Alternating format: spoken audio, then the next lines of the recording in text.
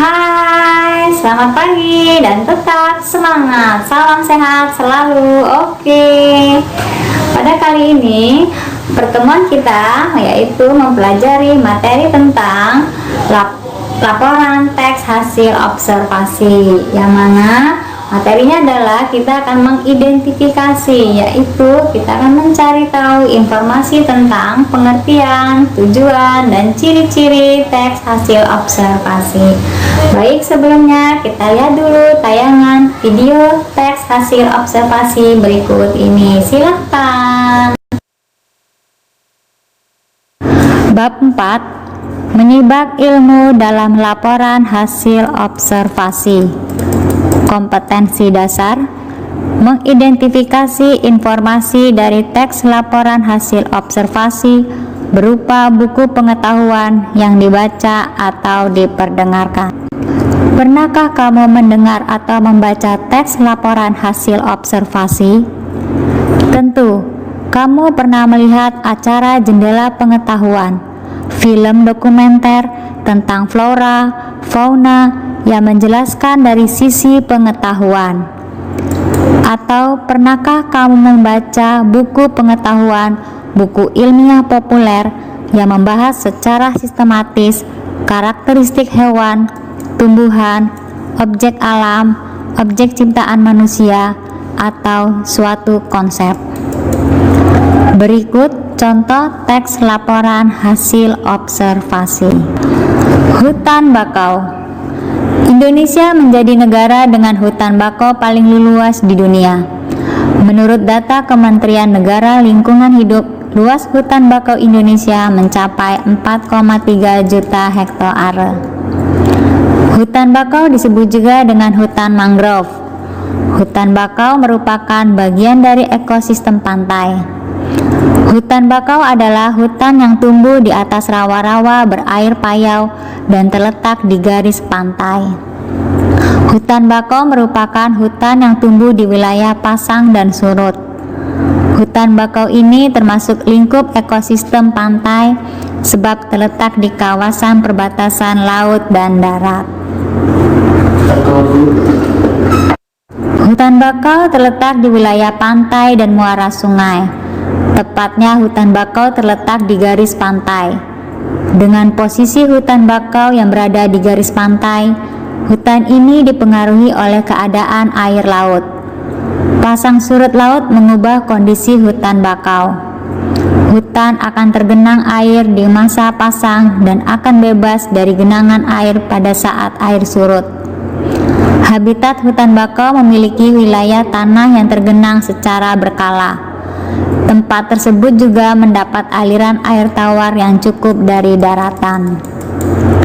Hutan bakau memiliki ciri yang khas. Hutan ini terlindung dari gelombang besar. Selain itu, hutan bakau juga terlindung dari arus pasang surut laut yang kuat. Hutan bakau yang terletak di perbatasan laut dan muara sungai memiliki kadar garam payau. Di samping itu, ciri khas lain hutan bakau adalah berawa-rawa. Hutan bakau memiliki beberapa fungsi dan manfaat. Secara fisik, hutan bakau dapat menahan abrasi pantai. Pada saat datang badai, hutan bakau berfungsi sebagai penahan badai dan angin yang bermuatan garam.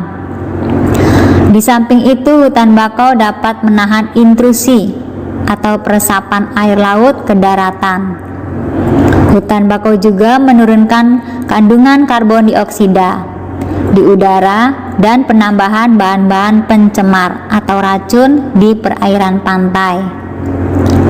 Manfaat hutan bakau juga dapat dilihat dari segi biologi. Hutan bakau menjadi tempat hidup biota laut. Selain itu, masyarakat sekitar memanfaatkan hutan bakau sebagai sumber mata pencaharian. Hutan bakau juga menyediakan beberapa unsur penting bahan obat-obatan. Hutan bakau memiliki ciri khas. Hutan bakau memiliki manfaat untuk melindungi lingkungan laut, manfaat ekonomi, dan menyediakan sumber makanan atau obat-obatan. Dari teks laporan hasil observasi hutan bakau, dikaji secara ilmiah bahwa teks tersebut memaparkan pengertian hutan bakau, tempat hidup, ciri, dan beberapa fungsi serta manfaat hutan bakau.